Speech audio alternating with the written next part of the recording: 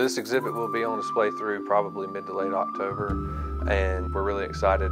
We wanted to highlight how important the Cherokee Nation was to the history of South Carolina and still is to the history of South Carolina, in addition to other states that were involved in the larger territory that made up the Cherokee Nation. One of the problems that we wanted to address in particular was that so many histories begin in the 1500s with first contact between the Cherokee and Europeans.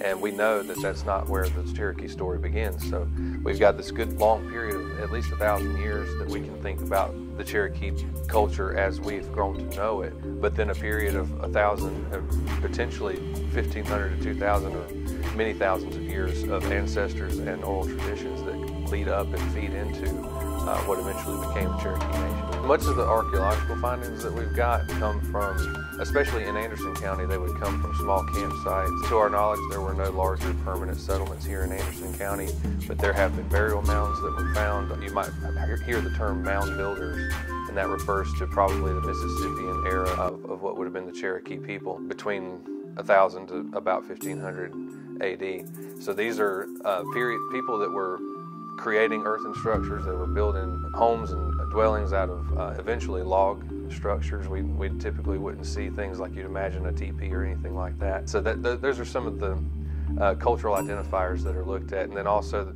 it's amazing what experts are able to do by comparing pottery styles and the decorative elements that were used in pottery, or the different materials used with creating points and different stonework materials, and they can relate these different archaeological findings to cultures that preceded the Cherokee and kind of figure out where all these ideas come from, what things the Cherokee made their own, and in what ways they were able to incorporate some of the oral tradition that fed into the culture they created.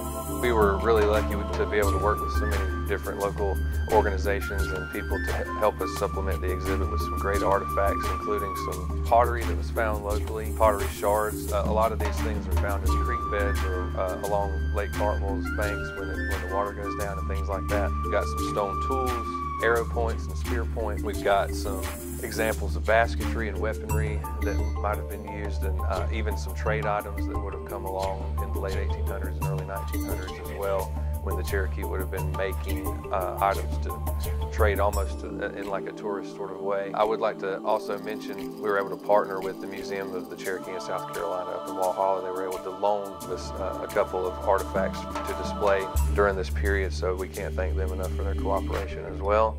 It's been a great chance to reach out and develop some more partnerships with other local peoples.